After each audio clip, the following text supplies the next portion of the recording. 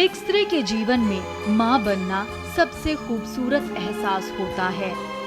बच्चे की पहली किलकारी, नन्हे पैरों से लिए पहले कदम और उसकी जुबान से माँ सुनना एक स्त्री के लिए कभी न भूलने वाले पल होते हैं।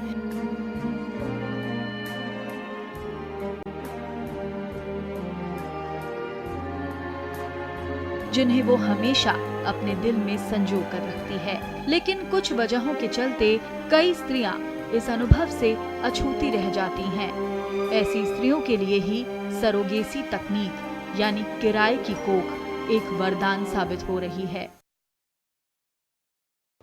इस वक्त डॉक्टर सोनिया मलिक हमारे साथ हैं, जो कि एक आईवीएफ स्पेशलिस्ट हैं। मैम, सरोगेसी एग्जैक्टली क्या होती है, आईवीएफ क्या होते हैं, थोड़ा सा एक्सप्लेन कीजिए हमारी ऑडियंस को। आईवीएफ को हम आम भाषा में टेस्ट ट्यूब बेबी कहते हैं। टेस्ट ट्यूब बेबी क्या होता है, ये है कि जब भी इंसान की बॉडी में से एग्स निकाले जाएं या स्पर्म्स निकाले जाएं और उनको बाहर लेबॉर्ट्री में तैयार किया जाए, उसको आईवीएफ बोलते हैं। मैम, अगर प्रेगनेंसी के दौरान अगर सरोगेट को कोई भी कॉम्प्लिकेशंस आ जाते हैं और अबॉर्ट करने की नौबत आ जाती है, उस केस में आप क्या सजेस्ट करती हैं?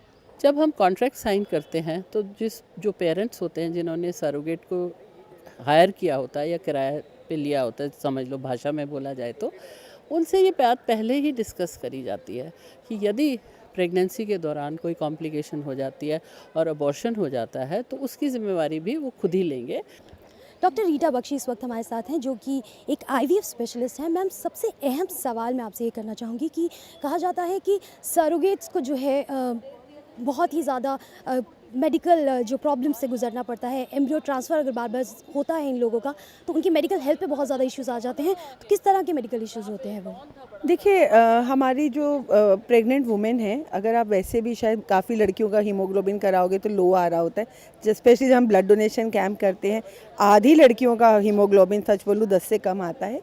यही चीज़ कई बार सरोगेट्स में भी होती है और उन न्यूट्रिशनली कई बार थोड़ी सी लो होती हैं। हम पहले उन्हें बिल्ड करते हैं, पहले उनका हीमोग्लोबिन हम 11 से ज़्यादा लाते हैं, तब हम उनको सरोगेसी प्रोग्राम में लेते हैं। और सरोगेसी की, आईवीएफ की हम लोग बात करें तो उसका सक्सेस रेट कितना है मैम? देखिए, हर क्लिनिक का थोड़ा रेट अलग अलग है, मगर अगर नॉर्मल आईवीएफ का वर्ल्ड वाइड 40 to 45% है, सरोगेसी का सक्सेस रेट 65-70% है।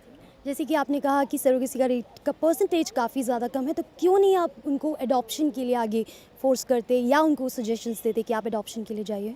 जैसे ही कोई कपल आता है, हम नॉर्मल कपल को, हम हर कपल को कहते हैं कि आप एडॉप्ट करिए। आपको मालूम है कि ज़्यादातर कपल उस रास्ते से गुजर चुके होते हैं।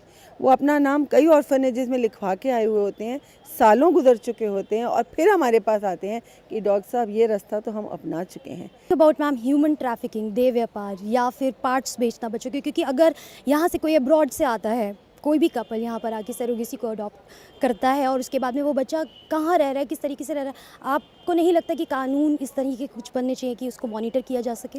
हाँ, इस बात से मैं सहमत हूँ कि बनना ज़रूर चाहिए कि उस बच्चे की मॉनिटरिंग वहाँ पर होनी चाहिए, या कुछ, या उनको एक ये लॉ बने कि वो हमको ही रिपोर्ट करें या पुलिस को रिपोर्ट करें कि इस बच्चे का आगे क्या हो रहा है। गरीबी की मार के चलते इस बात से मैं आपकी 100% अपनी कोख को किराए पर देने का फैसला करते हैं। इन्हें कहा जाता है सरोगेट मदर्स, और सरोगेसी बन गया है उनके रोजगार का एक जरिया। इसी मुद्दे को डिस्कस करने के लिए कई नामी गिरामी डॉक्टर्स और लॉयर्स पहुंचे आईटीएम यूनिवर्सिटी गुड़गांव में और चर्चा की कि सरोगेट मदर्स की हेल्थ या लीगल इश्यूज किस तरह के